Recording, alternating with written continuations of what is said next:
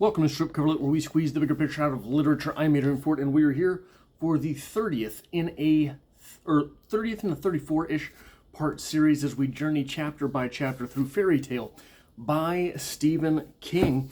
We've got a So What Happened portion of this video. We've got a lit crit portion of this video and a writer's notes portion of this video. So let's get into it.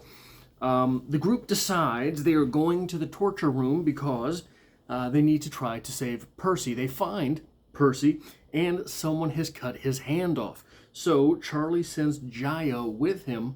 Jaya and Percy leave the expedition. They find their way to a hidden passage because, of course they do, right? That's what happens in these types of stories. And a ways down, Radar mysteriously finds a shred of green fabric. Charlie decides to pick up the green fabric because why wouldn't you? They make their way to a haunted-ish chamber lined with exits, one toward Flight Killer and his merry band of bad guys. And Leah can't remember which one is the one that leads to the portal to the other world. So, realizing what the green fabric is, Charlie shows the green fabric to Radar because it is a shred of, I believe, Petra's clothing. I believe it was Petra. Like she's a hunting dog, and then Radar is able to figure out which portal they went through because all of a sudden we're in a Scooby-Doo cartoon. Because this is what we're at. This is where we're at with the story. By now, they race through the door, and soon enough, they're fighting with Flight Killer. With his men anyway. Leah kills one of the men and the others flee. Leah and Flight Killer are face to face as the moons kiss, and when they do, she recognizes him. As Flight Killer flees, his cloak drops and he's part, he's part octopus. That's what happens to bad guys, right? Or something, and as he's heading to the dark well, Leah uses her dagger to cut her own mouth open. She yells to him to no avail, and Charlie attacks, and Eldon's tentacles capture them both. Leah stabs him, he dies, and then Goop from the dark well begins to claim him. Charlie realizes its name is Gog Magog, as it begins to emerge itself from the dark well, from the portal, and it screams and it retreats. And Leah closes the portal. As Charlie and Leah leave, Petra bites Charlie's arm and takes a chunk out of it, and Leah kills her for doing so. Snab then brings an army of fireflies to light their walk. They return to Impus, surrounded by cheers, and Charlie leads one round of hailing Leah before his knees give out and he collapses. So, what are we talking about in this chapter? What is there here to examine? What is there here to go over? Starting on 543, we're on the lit crit portion of this video now. 542 into 543. Down we went. The green light grew stronger. Oh no, that's not right. Where am I? Here we are. If Leah heard the voices, she gave no sign. She descended the stairs at a steady pace, back straight, her hair tied, hair brushing between her shoulder blades. I hated her stubborn refusal to acknowledge that Flight Killer was her brother. Hadn't we heard his crony shouting his name at the fair one? But I loved her courage. I loved her. Really? Stephen, you're taking so many shortcuts in this book. That's like, this could have very easily found its way into the writer's notes portion of this, but in my opinion, that's just bad writing. That is a revelatory love.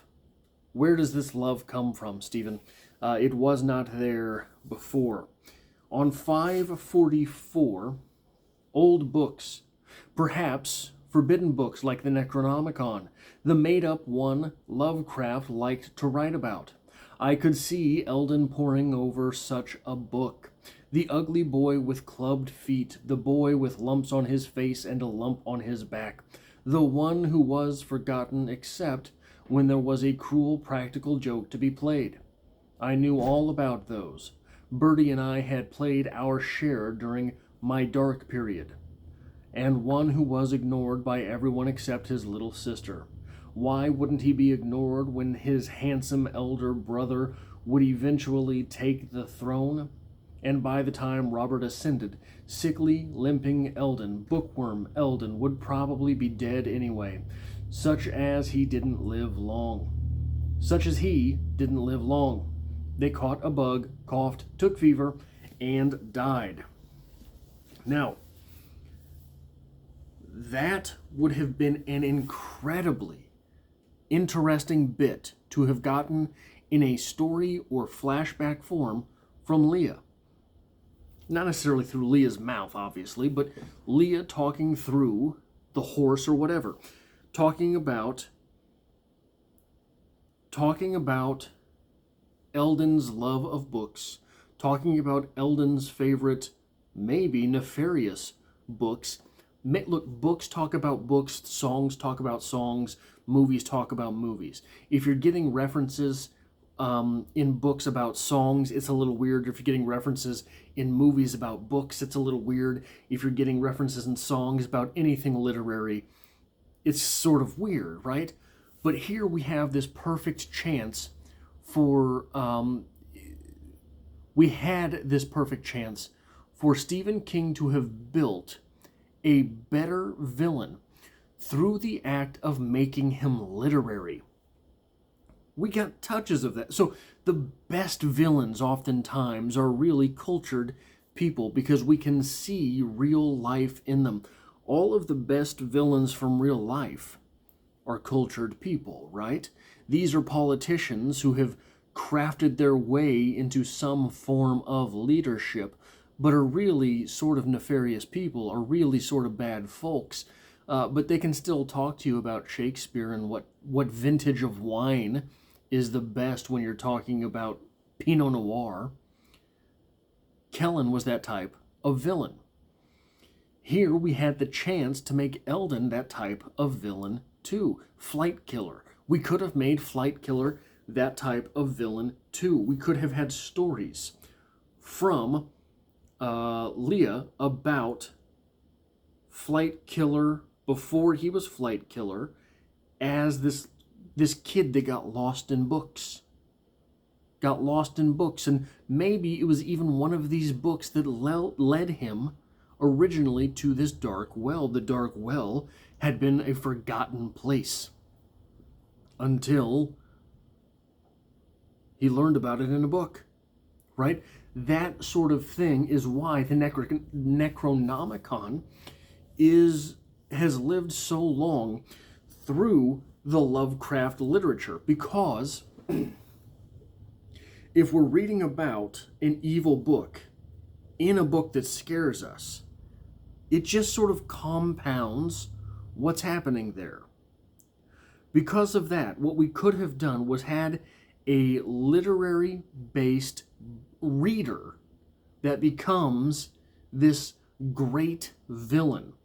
And if that had happened, we would be reading about him in a book that would make everything's layers upon would make everything feel more like layers upon layers of story.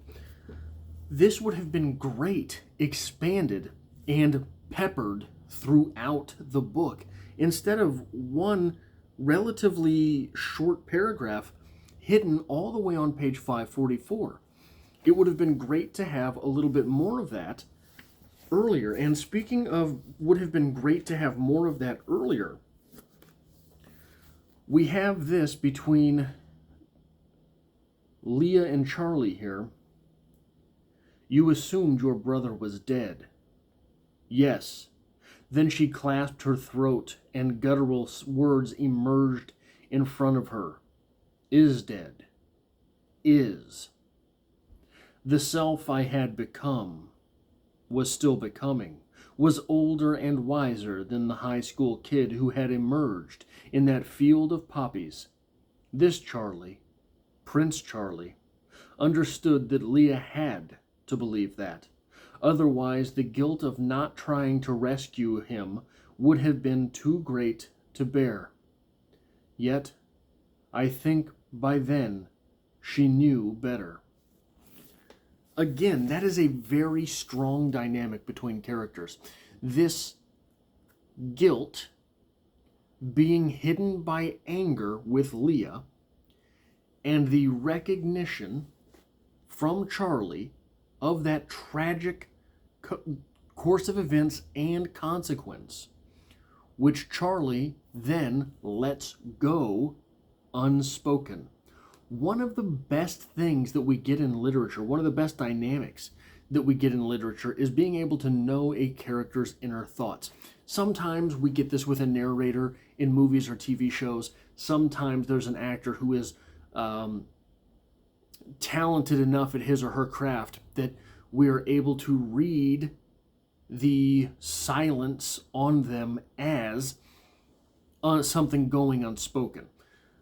Here in literature, one of the great strengths of literature is that unspoken knowingness being conveyed to the reader. Here we have that. This is a great dynamic. Unfortunately, again, it is crammed in the book on page 547 when we have... Where are we at here? I don't know if I'm going to assume the epilogue is not part of the story. It's on page 547 when the book ends on 590. If the epilogue...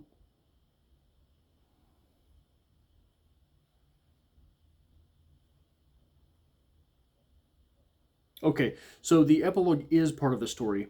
So 598. That is crammed on 547 of 598. There's 50 pages left in the entire experience of your book.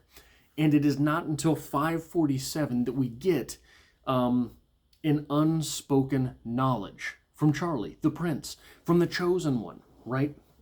That there was so much potential in that is very unlike what happens on the very next page.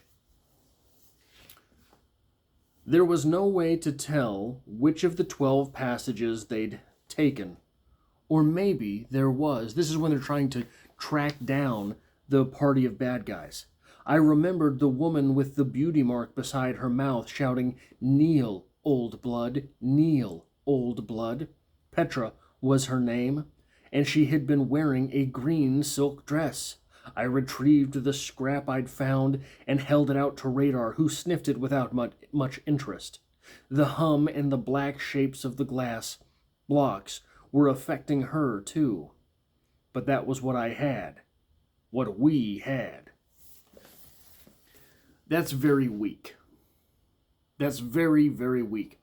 If we were going to have this scrap of a dress left, first off, we don't know why her dress ripped and it's on the floor. Not that we necessarily have to, but it's just sort of there. Second, Charlie remembers what she was wearing because she was screaming, "Kneel, old blood." I don't remember what she was wearing. I don't remember if it was actually this, if it was actually explained to the reader at the time. If we're going to use that later, it needs to be, and it not only needs to be explained to the reader what it is that Petra is wearing, but why Charlie notices it, right?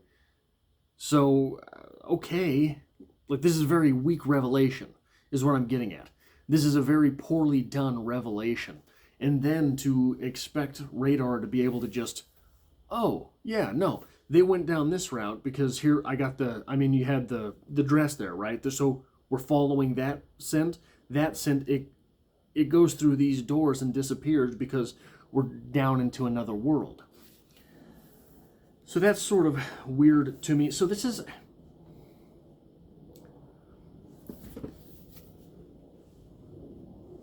is so weird because this chapter has some of the highs of the book so far, the unspoken knowledge, some of the stuff with Eldon and how it should have been given to us, or could have been. I can't say should have been. That's beyond me, but could have been explained to us.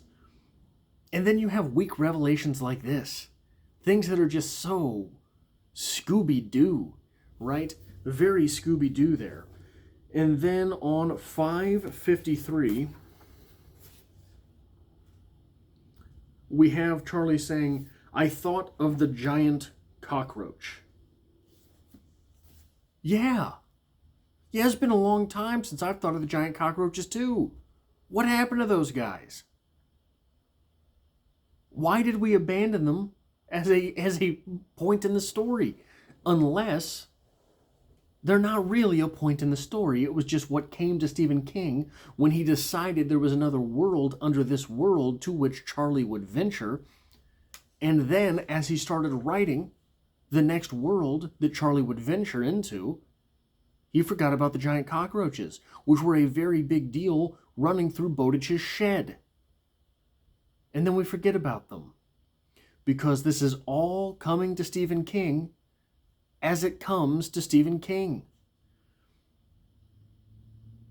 And finally, in the Lit Crit portion, just something I wanted to talk about here, because it's these are sort of the interesting types of conversations that we get to have sometimes with literature.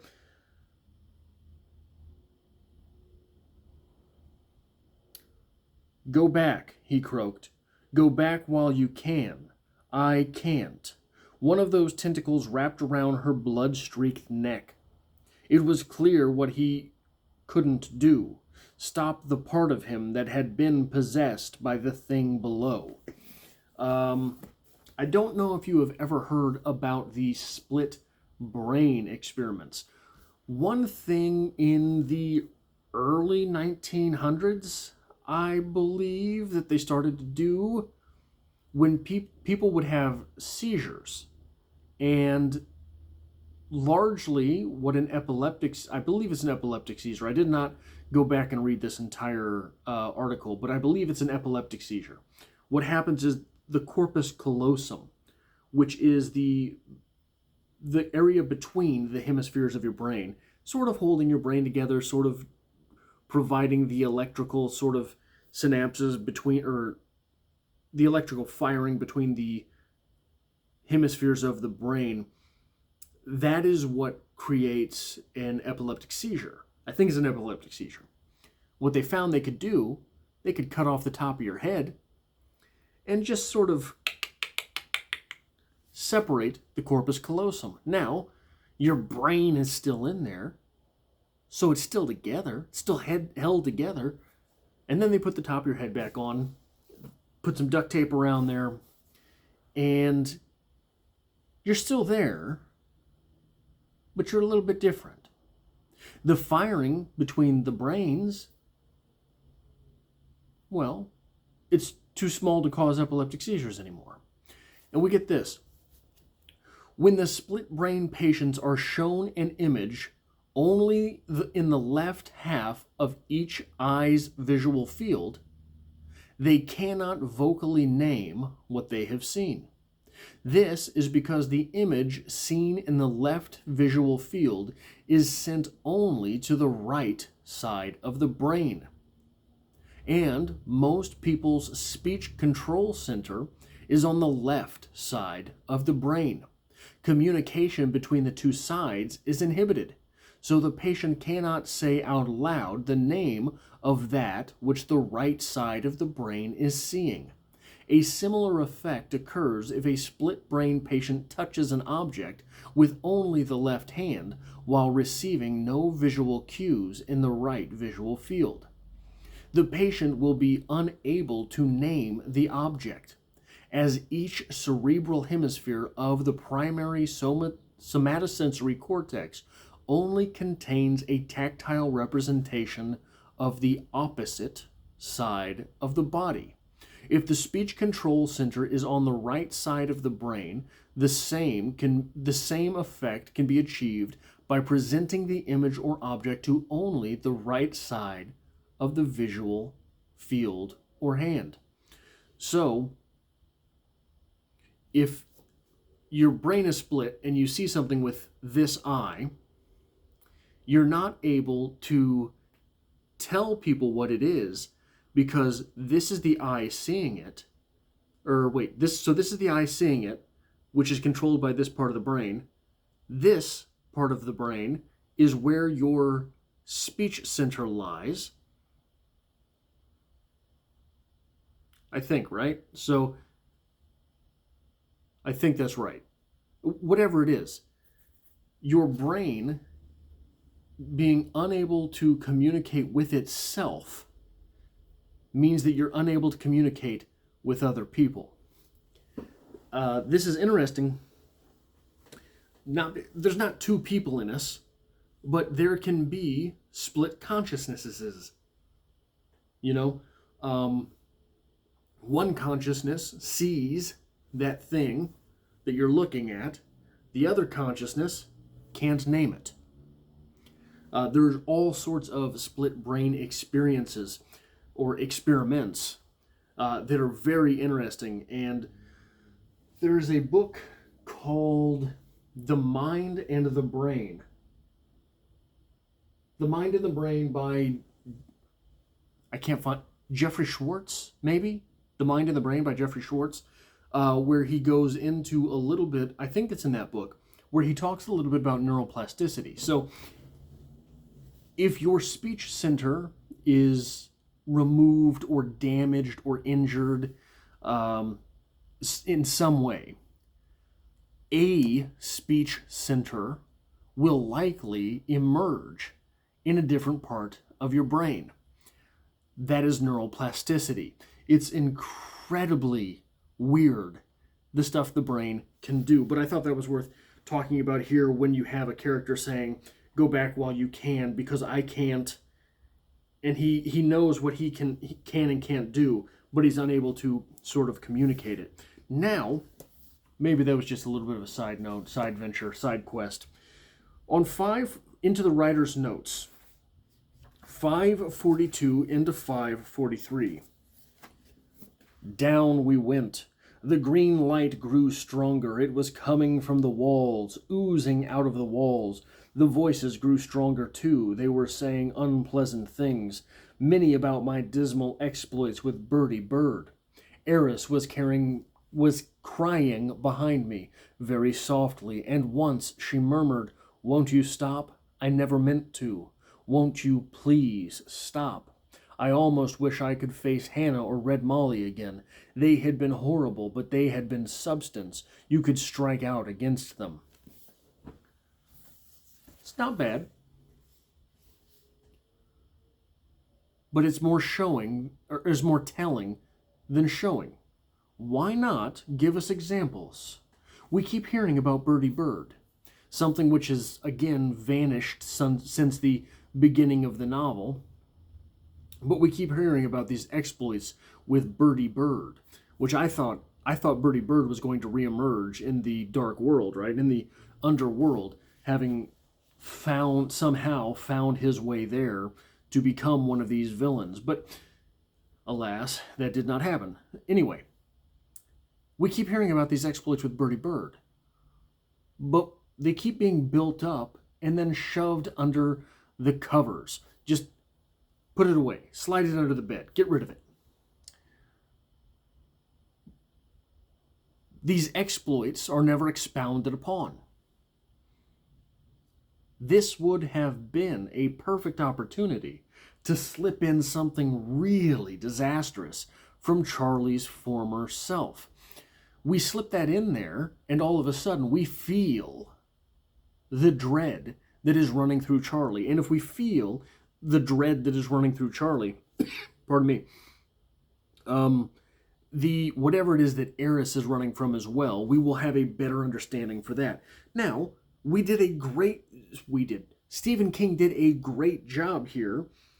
The green light grew stronger. It was coming from the walls, oozing from the walls. That's a showing. Oozing, that word, the choice of the word oozing from the walls is very surprising. It's very different from what we would normally sort of associate with a green light. It doesn't ooze anywhere. It beams, right? But when we have this idea of green light oozing, our mind is able to play with it because it is being shown a thing. And then we get to this experience, which is supposed to be so rough that these characters are tearing at themselves. And it's just told to us. Oh yeah, I heard the voices saying some really bad stuff. It was pretty bad, and I wanted it to stop. No, give us the experience with Charlie. That is the importance of showing, not telling. And again, on 547, I had a strong premonition that neither Princess Leah nor I were ever going to see the outside world again. Now, the reason I'm picking on this is because Stephen King does not say, I had a feeling Leah and I would never see the outside world. He says premonition. Boom. Struck with a vision. Premonition. Well, don't tell us that. Show us that. Show us a premonition. Show us the premonition that Charlie is seeing. There's no reason to tell us that. We, as a reader, get nothing out of it. On 553, just a weird little thing. So I'll just read it. Leah raised her dagger and with no hesitation plunged it deep into the feeding sore beside where her mouth had been.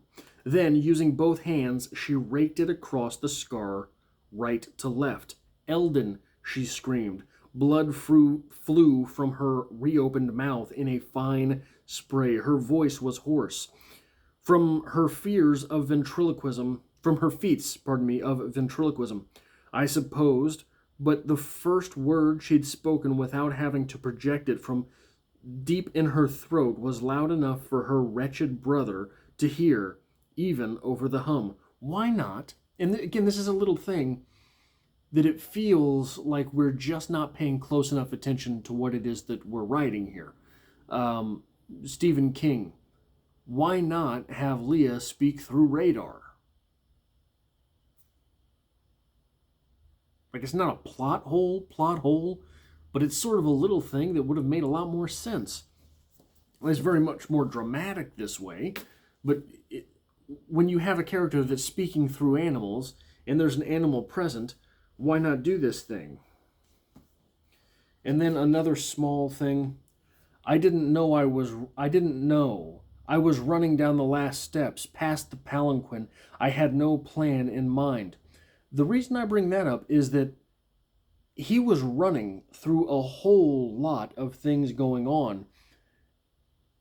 But the visual space in your mind was like 100 yards. But he was running for like several paragraphs of story. So it's just very confusing. I think it's one of those things that's easy to forget in the steps of writing, that you have a character in motion. That is just a small thing. But look, that is all I have for the 30th in a 34-ish part series, journeying chapter by chapter through Fairy Tale by Stephen King. Yada, yada, yada. I hope to have you here for the next one. Everyone has abandoned this series. No one read this whole book. No one stuck with me through this whole book. It's fine. Feelings aren't hurt. Just putting it out there. Hit the like button. Want to have you back Monday for poetry. Next month is National Poetry Month. There's going to be poetry discussions every day, etc. Get out.